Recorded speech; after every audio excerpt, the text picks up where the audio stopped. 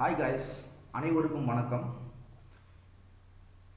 Exam point of view, TNPSC exam point of வியூவில் முக்கியமான ஒரு சப்ஜெக்டில் முக்கியமான ஒரு டாப்பிக்கை நம்ம இன்னைக்கு படிக்க போகிறோம். சரிங்களா? ஸோ என்ன சப்ஜெக்ட் அப்படின்னு பார்த்தோம்னா ஜியாகிரஃபி, அதாவது புவியியல் அப்படின்றது சப்ஜெக்டில் முக்கியமான டாப்பிக்காக ப்ரெஷர் பெல்ட், அதாவது pressure belts and wind system அப்படின்றது இருக்கு இல்லையா, அதை தான் நம்ம இப்போ படிக்க போகிறோம். இந்த pressure belt and wind system அப்படின்னு வரும்போது தமிழில் காற்றழுத்த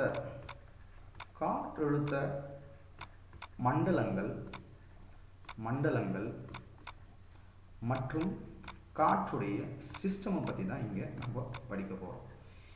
இந்த டாபிக் அண்டர்ஸ்டாண்ட் பண்ணணும்னா ரொம்ப ரொம்ப சிம்பிள். சில அடிப்படையான, சரிங்களா, பேசிக்கான சில ஃபேக்ட் வந்து நம்ம தெரிஞ்சுக்கிட்டோம்னா இந்த ப்ரெஷர் பெல்ட்டும் விண்டு சிஸ்டமும் ஈஸியாக ஞாபகம் வச்சுக்கலாம். முதல்ல ப்ரெஷர் பெல்ட் பற்றி பார்க்கலாம். இது வந்து எப்படி வந்து கான்செப்ட் அண்டர்ஸ்டாண்ட் பண்ணுறதுன்னு சொல்லி, அப்போது அதுக்கான என்ன வேணும், அடிப்படையான பேசிக்கான ஃபேக்ட்ஸு, சில ரூல்ஸ் வந்து நம்ம ஞாபகம் வச்சுக்கணும். அதுதான் நம்ம இப்போ பார்க்க போகிறோம். சரி, முதல்ல ப்ரெஷர் அப்படின்ற என்ன, அழுத்தம், காற்றழுத்தம் என்றால் என்ன அப்படின்னு நம்ம பார்க்குறோம். இங்கே நிற்கிறேன் நான், என் மேலே வந்து பார்த்தீங்கன்னா ஏர் இருக்குது. இந்த ஏர் ஆனது எவ்வளோ வந்து அழுத்தம் கொடுக்குது, ஃபோர்ஸ் ஆனது எவ்வளோ வந்து எக்ஸர்ட் பண்ணுது. சரியா? த ஏர் எக்ஸர்ட்டிங் த ஃபோர்ஸ் அப்படின்னு பார்க்கும்போது, அதாவது ஃபோர்ஸ் பர் யூனிட் ஏரியா, ஒரு யூனிட் ஏரியாவுக்கு எவ்வளோ வந்து ஃபோர்ஸ் வந்து என் மேலே ஆக்ட் ஆகுது அப்படின்ற ஏருடைய ஃபோர்ஸ், அதுதான் நம்ம வந்து ப்ரெஷர்னு சொல்லுவோம். இதுக்கு யூனிட்னு பார்த்தீங்கன்னா மில்லி பார் அப்படின்னு சொல்கிறோம். இதோடைய யூனிட் பார்த்தீங்கன்னா மில்லி பார்.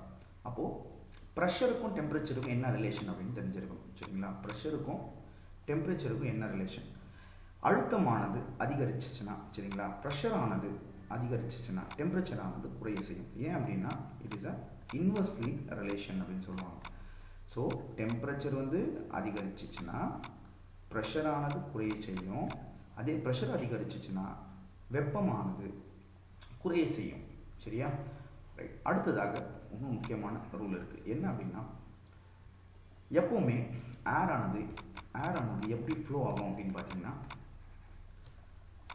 ஹை ப்ரெஷர்லேருந்து, உயர் அழுத்தத்துலேருந்து எப்போவுமே தாழ் அழுத்தத்துக்கு தான், அதாவது லோ ப்ரெஷருக்கு தான் எப்போவுமே மூவ் ஆகும். Always wind move from, but the air flow from high pressure to low pressure தான். இந்த ஒரு தமிழ் ஞாபகம் வச்சுங்க. அடுத்ததாக டெம்பரேச்சர் எங்கே அதிகமாக இருக்கோ, நல்லா ஞாபகம் வச்சுக்கோங்க, டெம்பரேச்சர் எங்கே அதிகமாக இருக்கோ அங்கே என்ன மண்டலம் உருவாகும் அப்படின்னு பார்த்தீங்கன்னா தாழ் அழுத்த மண்டலம், லோ ப்ரெஷர் வந்து உருவாகும். லோ ப்ரெஷர் உருவாச்சுன்னா காற்றானது என்ன ஆகும் அப்படின்னு பார்த்தீங்கன்னா அசெண்ட் ஆகும், அதாவது மேல் நோக்கி செல்லும், அசெண்டிங் ஆஃப் ஏர் அப்படின்னு சொல்லுவாங்க. மேல் நோக்கி செல்லும், காற்றானது மேல் நோக்கி செல்லும். அதே டெம்பரேச்சர் வந்து குறைஞ்சிச்சு அப்படின்னா ப்ரெஷர் ஆனது என்ன ஆகும்னு பார்த்தீங்கன்னா ஹை ப்ரெஷர், உயர் அழுத்தமானது மண்டலங்கள் உருவாகும். அப்போ அங்கே என்ன காற்றானது என்ன ஆகும் அப்படின்னு பார்த்தீங்கன்னா டிசெண்டிங் ஆஃப் ஏர், அதாவது காற்றானது கீழ் நோக்கி செல்லும், அப்படின்றது இது வந்து தமிழோட ஞாபகம் வச்சுங்க. ஸோ இதெல்லாம் பேசிக்கான விஷயங்கள் நம்ம ஞாபகம் வச்சுக்கிட்டோம்னா, சரியா, தம்ரூல், அதாவது இந்த தம்ரூல்லாம் ஞாபகம் வச்சுக்கிட்டோம்னா ப்ரெஷர் பெல்ட் வந்து படிக்கிறதுக்கு ரொம்பவே ஈஸியாக இருக்கும். சரியா? இப்போ வந்து ப்ரெஷர் பெல்ட், என்னென்ன ப்ரெஷர் பெல்ட்லாம் இருக்குது அப்படின்றத நம்ம பார்க்க போகிறோம். First equatorial low pressure belt, தமிழில் நிலநடுக்கோட்டு தாழ்வழுத்த மண்டலம் அப்படின்னு சொல்லுவாங்க. இது வந்து 0 டிகிரிலேருந்து 5 டிகிரி நார்த்தும் 0 டிகிரிலேருந்து 5 டிகிரி சவுத்தும் பார்த்தீங்கன்னா இந்த பெல்ட் இருக்குது. எக்ஸாம் பாயிண்ட் ஆஃப் வியூவில் ஈக்குவட்டோரியல் லோ ப்ரெஷர் பெல்ட்டுக்கு என்னன்னு கேட்பாங்க. நிலநடுக்கோட்டு தாழ்வழுத்த மண்டலத்துக்கு பார்த்தீங்கன்னா என்ன பேருன்னு கேட்டாங்கன்னா அமைதி மண்டலம், டோல்ட்ரம்ஸ், அமைதி மண்டலம், காம் ஜோன் அப்படின்னு சொல்லுவாங்க. அடுத்ததாக என்ன இருக்குது அப்படின்னு பார்த்தீங்கன்னா சப்ட்ராபிக்கல் ஹை ப்ரெஷர் பெல்ட், துணை வெப்ப உயரழுத்த மண்டலம் இருக்குது. இது எந்த டிகிரிலேருந்து எந்த டிகிரின்னு பார்த்தீங்கன்னா 30 டிகிரி நார்த்துலேருந்து 35 டிகிரி நார்த், வடக்குலேருந்து 30 டிகிரி வடக்குலேருந்து 35 டிகிரி வடக்கு வரைக்கும் பார்த்தீங்கன்னா துணை வெப்ப உயர் அழுத்த மண்டலம். இதுக்கு வந்து ஹார்ஸ் லேட்டிடியூட்னு கூட சொல்லுவாங்க. குதிரை அச்சங்கள் அப்படின்னு கூட சொல்லுவாங்க. சரி, ஏன் அந்த மாதிரி சொல்கிறாங்க எல்லாமே அப்புறமா பார்க்கலாம். முதல்ல இந்த எக்ஸாம் பாயிண்ட் ஆஃப் வியூ இருக்கிற இந்த லேட்டிடியூடினல் பாயிண்ட்ஸ் மட்டும் முதல்ல பார்த்துடலாம்.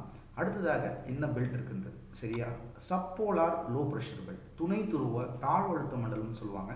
60 டிகிரிலேருந்து 65 டிகிரி நார்த் வரைக்கும் இருக்கிறது தான் இந்த துணை துருவ தாழ்வழுத்த மண்டலம், subpolar low pressure belt.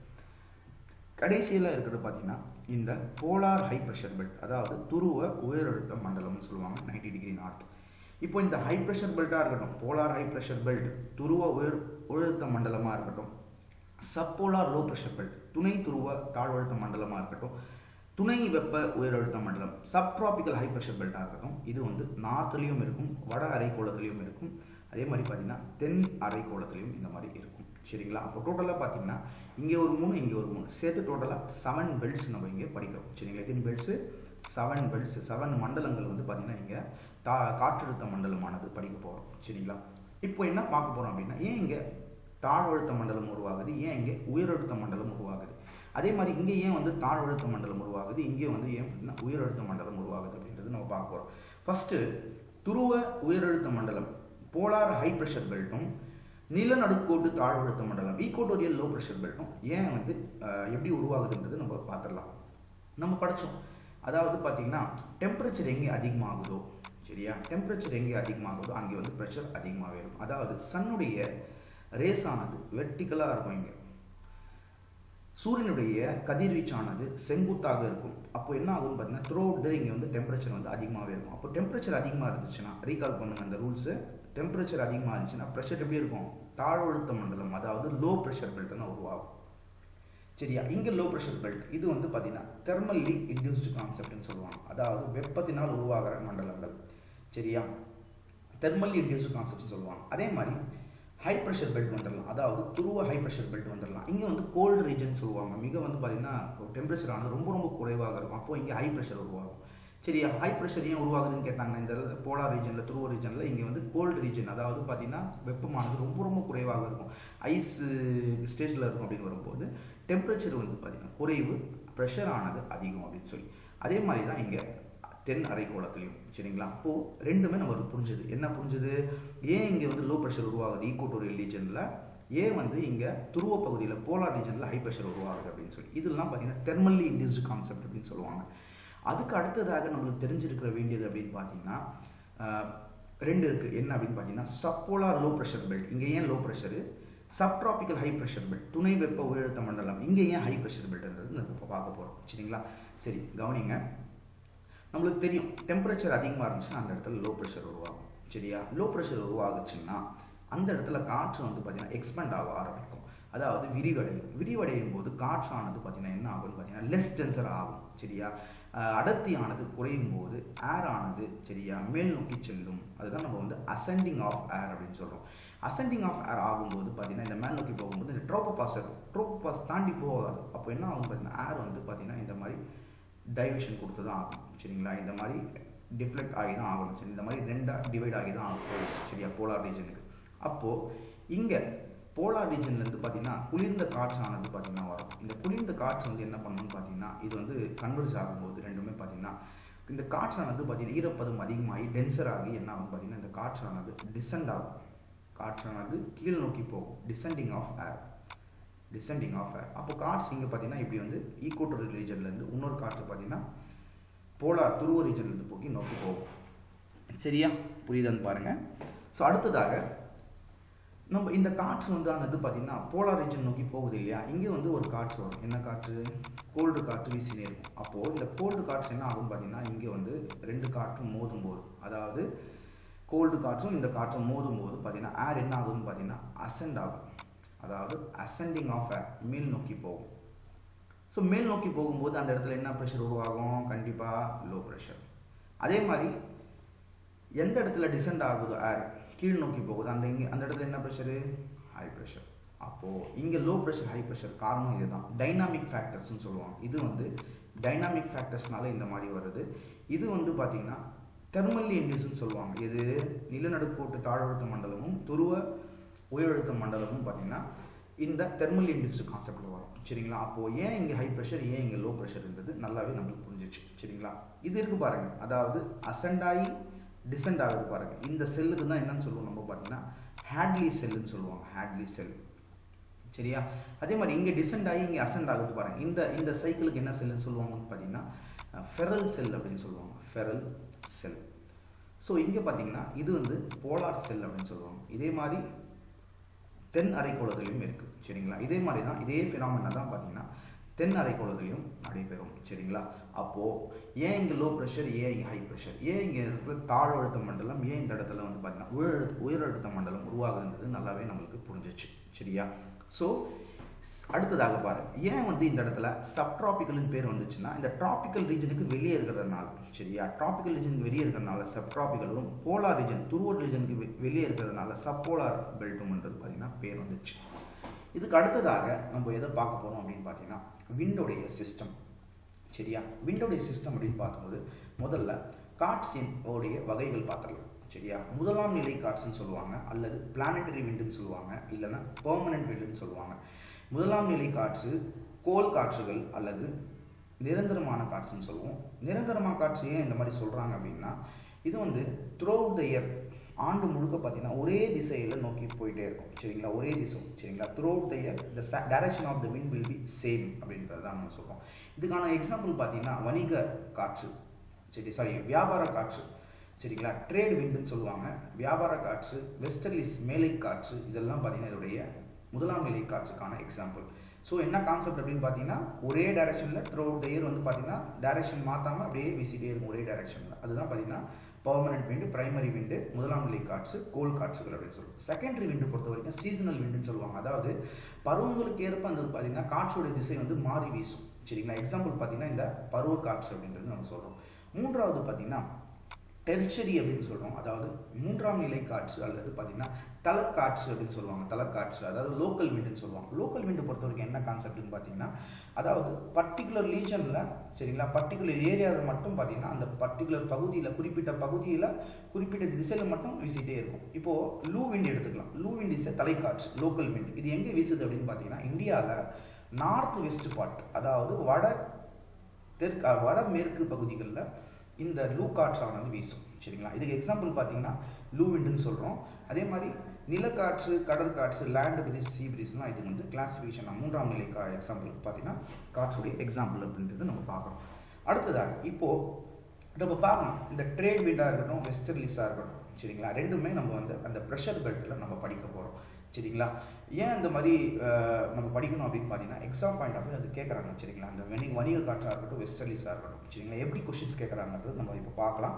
So அதே மாதிரி விண்ட்ஸோடைய கிளாசிஃபிகேஷன் வகைகள் பார்த்த பிறகு நம்ம வந்து எதை அண்டர்ஸ்டாண்ட் பண்ணிக்கணும் அப்படின்னு பார்த்தீங்கன்னா கொரியாலிஸ் ஃபோர்ஸ்னா என்ன, அதாவது கொரியாலிஸ் எஃபெக்ட்னா என்ன அப்படின்றது நம்ம தெரிஞ்சுக்கணும். சரிங்களா?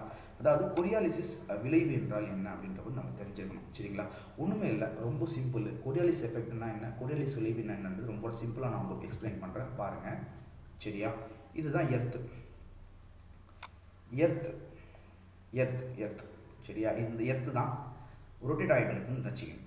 இந்த ஒரு சரியா இதுதான் ஆப்ஜெக்ட்னா என்ன இருக்குது, ரொட்டேட் ஆகிருக்கு, அதுதான் எர்த்துன்னு எடுத்துக்கணும்.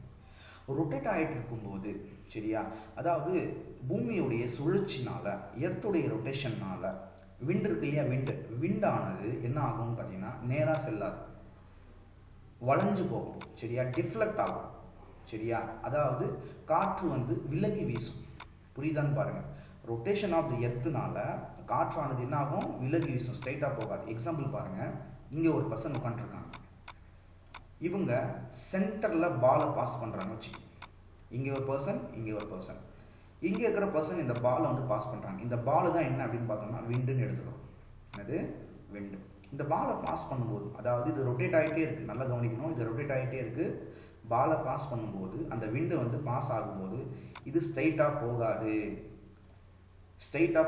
அப்போ எப்படி சார் போகும் அப்படின்னு பார்த்தீங்கன்னா வட அரைக்கோளமாக இருந்துச்சுன்னா, நார்தர்ன் ஹெமிஸ்பியராக இருந்துச்சுன்னா வலது பக்கமாகவும், அதாவது ரைட்டாக டிஃப்ளெக்ட் ஆகும். சரியா? அதே வந்து தென் அரைக்கோளமாக இருந்துச்சுன்னா, சதர்ன் ஹெமிஸ்பியராக இருந்துச்சுன்னா அது வந்து லெஃப்டாகவும் இடதுபுறமாகவும் அது காற்று விலகி வீசும். சரியா? எதனால இந்த மாதிரி வந்து காற்று விலகி வீசுது, டெஃப்ளெக்ட் ஆகுதுன்னா என்ன காரணம்னு கேட்டாங்கன்னா, எர்த் வந்து ரொட்டேட் ஆகுறதுனால, இந்த மாதிரி காற்றானது வீசுது, மாறி வீசுது. அப்போ நல்லா பார்த்துக்குங்க, நார்தர்ன் ஹெமிஸ்பியர் வட அரைக்கோளத்தில் எப்படி டிஃப்ளெக்ட் ஆகுது, வலது பக்கமாகவும், தென் அரைக்கோளத்தில் இடது பக்கமாகவும் காற்று வந்து மாறி வீசுது. இதுதான் நம்ம வந்து கொரியாலிஸ் எஃபெக்ட் அப்படின்னு சொல்றோம். என்ன எஃபெக்ட்?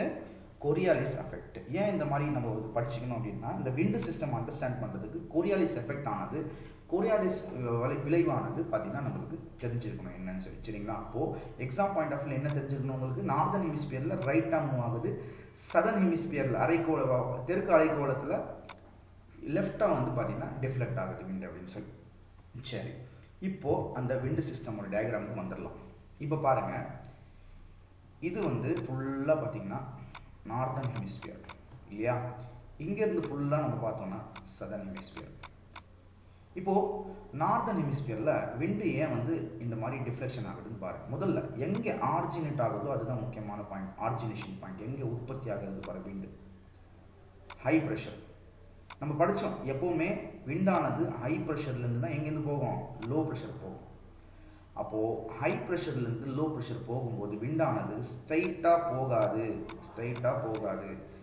டிஃப்ளெக்ட் ஆகி போகும். இப்போ டிஃப்ளெக்ட் ஆகும்போது இது வந்து நார்தர்ன் ஹெமிஸ்பியராக இருந்துச்சுன்னா நம்ம என்னென்னு பார்த்தோம், ரைட்டுன்னு பார்த்தோம்.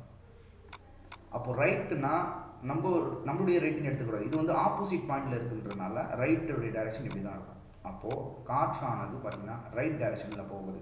என்ன காரணம்னு கேட்டாங்கன்னா கொரியாலிசிஸ் எஃபெக்ட், சரியா? காற்றானது ரைட் டைரக்ஷனில் போகுது. ஸோ பாயிண்ட், நெக்ஸ்ட் பாயிண்ட் இங்கே பாருங்கள், இது வந்து நம்மளுக்கு சாதனமாகவே இருக்குது, இந்த பாயிண்ட் ஸ்ட்ரைட்டாகவே இருக்குது. அப்போது விண்டானது ஹை ப்ரெஷர்லேருந்து எங்கே போகும், லோ ப்ரெஷர் போகும். அப்போ விண்டு வந்து எப்படி டெஃப்ளெக்ட் ஆகும், நார்தர்ன் ஹெமிஸ்பியராக இருந்துச்சுன்னா ரைட்டாக டெஃப்ளெக்ட் ஆகும். ஸோ இந்த மாதிரி தான் விண்டோடைய டிஃப்ளெக்ஷன் வந்து நம்ம பார்க்க முடியுது, விண்ட் சிஸ்டம். இப்போ நம்ம பார்த்தோம்னா கீழே என்னது, ஹை ப்ரெஷர்லேருந்து லோ ப்ரெஷர்னு சொல்லி, இதுக்கு தான் என்ன விண்டுன்னு சொல்லுவாங்க, வியாபார காற்றுன்னு சொல்லுவாங்க. அதே ஹை ப்ரெஷர்லேருந்து லோ ப்ரெஷர் போகுது இல்லையா, நம்ம பார்த்தோம் இல்லையா, ஹை ப்ரெஷர்லேருந்து லோ ப்ரெஷர், இதுக்கு தான் என்னன்னு சொல்லுவோம்னா வெஸ்டர்லிஸ், மேலை காற்றுகள் அப்படின்னு சொல்லுவாங்க, மேலை காற்றுகள் அப்படின்னு சொல்லுவாங்க. இங்கே பாருங்கள், ஆப்போசிட்டில் இருக்குது பாயிண்ட்ன்றனால ரைட்டாக போகணும்னா இப்படி தான் போகும், சரிங்களா? உங்களுக்கு ஆப்போசிட் பாயிண்ட்லேருந்து பாருங்கள், இப்படி தான் ரைட்டாக போகும். ஸோ இதுதான் பார்த்தீங்கன்னா உங்களுக்கு ஈஸ்டர்லிஸ், போலார் ஈஸ்டர்லிஸ்ன்னு சொல்லுவாங்க, துருவ கிழக்கு இந்த காற்று அப்படின்னு சொல்லுவாங்க. அப்போ பார்க்கும்போது கொரியாலிஸ் ஃபோர்ஸ்னால தான் இந்த காற்றானது டெஃப்ளெக்ட் ஆகி விலகி வீசுது, சரியா? அப்போது கொரியாலிஸ் ஃபோர்ஸ் தான் இந்த விண்டுக்கு சிஸ்டமான காரணம், இந்த விலகி போகிறது, சரிங்களா? எப்படி வந்து நம்ம நார்தர்ன் ஹெமிஸ்பியரில் படித்தோமோ அதே மாதிரி சதர்ன் ஹெமிஸ்பியரில் விண்டானது எப்படி போகும், லெஃப்டாக போகும், சரிங்களா? நீங்கள் பார்க்கலாம், சரியா? லெஃப்டாக எப்படி போகுது அப்படின்னு சொல்லி, சரிங்களா? லெஃப்டாக எப்படி வந்து காற்றானது ஹை ப்ரெஷர்லேருந்து லோ ப்ரெஷர் போகுது அப்படின்னு சொல்லி, சரிங்களா? இதுதான் நம்ம வந்து ப்ரெஷர் பெல்ட் அண்டு விண்ட் சிஸ்டமில் நம்ம அண்டர்ஸ்டாண்ட் பண்ணுறது, சரிங்களா? ஸோ நல்லா ஞாபகம் வச்சுக்கிங்க, ஈக்குவட்டோரியல் லோ ப்ரெஷர் பெல்ட்டில் டெம்பரேச்சர் அதிகமாக இருக்கிறதுனால இங்கே வந்து க்ளவுட் வந்து ஃபார்மேஷன் ஆகும், மேகங்கள் ஃபார்ம் ஆகும், அதிகமான மழை பொழிவு, சைக்ளோன்ஸ், சூறாவளிலாம் உருவாகிறது இந்த ரீஜன் தான், சரியா? இந்த ரீஜன்லாம் ஹை ப்ரெஷர் இருக்கு இல்லையா, அங்கெல்லாம் பார்த்தீங்கன்னா ஆன்டி சைக்ளோன்னு சொல்லுவாங்க, அதாவது பார்த்தீங்கன்னா எதிர் சூறாவளி, அங்கெல்லாம் பார்த்தீங்கன்னா மேகங்கள் ஃபார்ம் ஆகாது, சரிங்களா? அப்போது அங்கே மழை பொழிவுன்றது அதிகமாக இருக்காது, சரிங்களா? ஸோ இதெல்லாம் தெரிஞ்சுங்க எக்ஸாம் பாயிண்ட் ஆஃப் வியூ. அடுத்ததாக எக்ஸாம் பாயிண்ட் ஆஃப் வியூ நமக்கு என்ன தெரியணும் அப்படின்னு பார்த்தீங்கன்னா, நீங்கள் பாருங்கள், வெஸ்டர்லிஸ் காற்று இருக்கு இல்லையா, அதாவது மேலை காற்றானது சதர்ன் ஹெமிஸ்பியரில் நல்லா கவனிக்கணும், தெற்கு அரைக்கோளத்தில் என்ன ஆகும் அப்படின்னு பார்த்தீங்கன்னா 40 டிகிரி லேட்டிடியூடில் அந்த காற்றானது வீசும்போது அதுக்கு என்ன பேர் சொல்லுவாங்கன்னா ரோரிங் 40s, சரியா? அதாவது பார்த்தீங்கன்னா கர்ச்சிக்கும் 40கள் அப்படின்னு சொல்லுவாங்க. அதே வந்து பார்த்தீங்கன்னா 50 டிகிரி அச்சங்களில் வீசுச்சுன்னா பார்த்தீங்கன்னா 50, என்ன 50, சீரும் 50, அதாவது ஃபியூரியஸ் 50s அப்படின்னு சொல்லுவாங்க. அது 60 டிகிரி லேட்டிடியூட்ஸில் வீசுச்சுன்னா அது வந்து ஸ்க்ரீமிங் 60ஸ்ன்னு சொல்லுவாங்க. ஏன் சார் இந்த இடத்துல மட்டும் காற்றானது ரொம்ப ஃபோர்ஸாக வீசுது, வெலாசிட்டி வந்து ரொம்ப அதிகமாக இருக்குது அப்படின்னு பார்த்தீங்கன்னா, நம்ம பார்க்குறோம் நம்முடைய வேர்ல்டில் சதர்ன் ஹெமிஸ்பியர் அப்படின்னு பார்க்கும்போது இந்த இடத்துல ஃபுல்லாக பார்த்தீங்கன்னா அதிகமாக வந்து இந்த ஓஷன் தான் காணப்படும், சரிங்களா? சி அப்படின்னு பார்க்கும்போது சி தான் இருக்கும். அப்போ இந்த சியை பொறுத்த வரைக்கும் பார்த்தீங்கன்னா இந்த காற்றானது பார்த்தீங்கன்னா தடுக்காது. அதே லேண்டாக இருந்துச்சுன்னா என்ன பண்ணும், காற்று வீசும்போது தடுக்கும். இங்கே ஃபுல்லாக ஓஷனாக இருக்கிறதுனால இது பார்த்தீங்கன்னா கார் இப்போ தண்ணியாக இருக்கிறதுனால அங்கே பார்த்தீங்கன்னா தடுக்காது, காற்று வந்து தடுக்காது. அப்போ வந்து பார்த்தீங்கன்னா ஃபோர்ஸாக வீசும்போது 40 டிகிரியாக வீசுச்சுன்னா அது ரோரிங் 40s, கர்ச்சிக்கும் 40கள், 50 டிகிரி லேட்டிடியூட் அச்சங்களில் வீசுச்சுன்னா ஃபியூரியஸ் 50s, அதாவது சீரும் 50கள், 60 டிகிரியில் வீசுச்சுன்னா 60 டிகிரி லேட்டிடியூடில் இந்த அச்சங்களில் வீசுச்சுன்னா ஸ்க்ரீமிங் 60s, அதாவது பார்த்தீங்கன்னா கதரும் அறுபதுகள் அப்படின்றது நம்ம சொல்கிறோம் இதில், சரிங்களா. ஸோ இதெல்லாம் எக்ஸாம் பாயிண்ட் ஆஃப் வியூவில் கேட்பாங்க, சரிங்களா. பார்த்துக்கோங்க, ரொம்ப முக்கியமான எக்ஸாம் பாயிண்ட் ஆஃப் வியூவில் இருக்கிற கேள்விகளாக கேட்பாங்க, சரிங்களா. ஸோ புரிஞ்சிருக்குன்னு நினைக்கிறேன், சரியா. ஸோ பார்த்துக்கோங்க. ஸோ நெக்ஸ்ட்டு வந்து எக்ஸாம் பாயிண்ட் ஆஃப் வியூ வேறு என்ன தெரியணும் அப்படின்னா, ஹார்ஸ் லேட்டிடியூட் ஏன் பேர் சொல்கிறாங்கன்னு சொல்லி நம்ம பார்த்தோம்ல. டோல் ட்ரம்ஸ் ஆனது டோல் ட்ரம்ஸ் அப்படின்னு சொல்லி பார்த்தோம்ல, டோல் ட்ரம்ஸ், எஸ் எக்ஸாக்ட்லி. இது வந்து அமைதி மண்டலம்னு சொல்லுவாங்க. என்ன காரணம் அப்படின்னா, இங்கே ப்ரெஷர் ஆனது ரொம்ப கம்மியாகவே இருக்கும், சரிங்களா. என்ன சொல்ல வராங்கன்னா, வெப்பமானது காற்று விரிவடைந்து, வெப்பம் அதிகரித்தனால காற்று விரிவடைந்து மேல் நோக்கி செல்வதால் தாழ்வழுத்த மண்டலம் உருவாகிறது. இதனால் வந்து பார்த்திங்கன்னா இந்த அமைதி மண்டலம் டோல் ட்ரம்ஸாக கருதப்படுகிறது. அதே மாதிரி ஹார்ஸ் லேட்டிடியூட்னா குதிரை அச்சங்கள் அப்படின்னு நம்ம பார்த்தோம்ல. ஏன் இது வந்து பார்த்திங்கன்னா குதிரை அச்சங்கள்ன்றது பேர் வந்துச்சு? குதிரை அச்சங்கள் ஏன் பேர் வந்துச்சுன்னா, பழங்காலத்தில் வந்து பார்த்திங்கன்னா வணிகர் என்ன செய்வாங்கன்னா, பயணிக்கும் போது பார்த்திங்கன்னா அந்த காற்றானது பார்த்திங்கன்னா கப்பலை வந்து செல்ல விடாமல் தடுக்கும், சரிங்களா. அப்போ என்ன உருவாகும் அப்படின்னு பார்த்திங்கன்னா, தங்களுக்கான உணவு வந்து பார்த்திங்கன்னா பற்றாக்குறை உருவாகும் போது பார்த்திங்கன்னா இந்த கப்பலினுடைய எடையை குறைக்கிறதுக்காக கொண்டு செல்லப்பட்ட குதிரைகள் என்ன பண்ணுவாங்கன்னா கடலிலிருந்து தூக்கி எறிவாங்க, சரிங்களா. எதனால காரணம் அப்படின்னு பார்த்தீங்கன்னா இந்த கப்பலுடைய எடையை வந்து குறைக்கிறதுக்காக. ஸோ இந்த மாதிரி இந்த மண்டலத்தில் வந்து இந்த மாதிரி குதிரைகள் கடலில் தூக்கி எறியும் வழக்கம் இருந்ததுனால இம்மண்டலத்துக்கு பார்த்தீங்கன்னா குதிரை அச்சம் என்று அழைக்கப்படுகிறது, சரிங்களா. ஸோ எக்ஸாமில் கேட்பாங்க, குதிரை அச்சங்கள்ன்றது எந்த ரீஜன் அப்படின்னு கேட்டாங்கன்னா, சப்ட்ராபிக்கல் ஹை ப்ரெஷர் பெல்ட், அதாவது துணை வெப்ப உயரழுத்த மண்டலமானது உங்களுக்கு தெரிஞ்சிருக்கணும், சரிங்களா. So exam point of view முக்கியமானது, சரிங்களா. இப்போது உங்களுக்கு புரிஞ்சிருக்கும்னு நினைக்கிறேன், சரிங்களா. இதில் என்ன படித்தோம்? ப்ரெஷர் பெல்ட்ஸ் அண்ட் விண்ட் சிஸ்டமை பற்றி நம்ம இங்கே படித்தோம், சரிங்களா. ஏதாவது டவுட் இருந்துச்சுன்னா நம்ம வந்து ஃபர்தராக பார்த்துக்கலாம், சரிங்களா. ஸோ எக்ஸாம் பாயிண்ட் ஆஃப் வியூவில் முக்கியமானது தான் இது. வந்து சமச்சீர் புக்கில் கிளைமேட் அண்டு, அதாவது வெதர் அண்டு கிளைமேட், காலநிலை மற்றும் வானிலையில் வானிலை மற்றும் காலநிலையில் நம்ம வந்து இதை சப்ஜெக்டில் நம்ம டாப்பிக்கில் சமச்சீர் புக்கில் நம்ம படிப்போம், சரிங்களா. Pressure belt and wind system, காற்றழுத்த மண்டலமும் காற்றுடைய சிஸ்டமை பற்றி நம்ம படித்தோம், சரிங்களா. இதில் எக்ஸாம் பாயிண்ட் ஆஃப் வியூவில் முக்கியமானது நம்ம பார்க்கும்போது ரீகால் பண்ணுங்கள், சரியா. என்ன ரீகால் பண்ணணும்? இந்த மேலை காற்றில் கேட்குற கொஸ்டின்ஸ், இந்த 40 டிகிரி 50 டிகிரி 60 டிகிரியில். அப்புறம் கொரியாலிஸ் ஃபோர்ஸ்னால் என்ன அப்படின்னு தெரிஞ்சிருக்கணும். கொரியாலிஸ் விளைவு அப்படின்றது என்னன்னு தெரிஞ்சிருக்கணும். அப்புறம் பார்த்தீங்கன்னா என்னென்ன மண்டலங்கள் இருக்குது, சரிங்களா, என்னென்ன பெல்ட்ஸ் இருக்குது, சரியா. அதே மாதிரி பார்த்தீங்கன்னா அந்த பெல்ட்ஸுக்கெல்லாம் பார்த்தீங்கன்னா என்னென்ன பேர் சொல்கிறாங்க? அமைதி மண்டலம், டோல் ட்ரம்ஸ், ஹார்ஸ் லேட்டிடியூடு, அதாவது குதிரை அச்சங்கள்.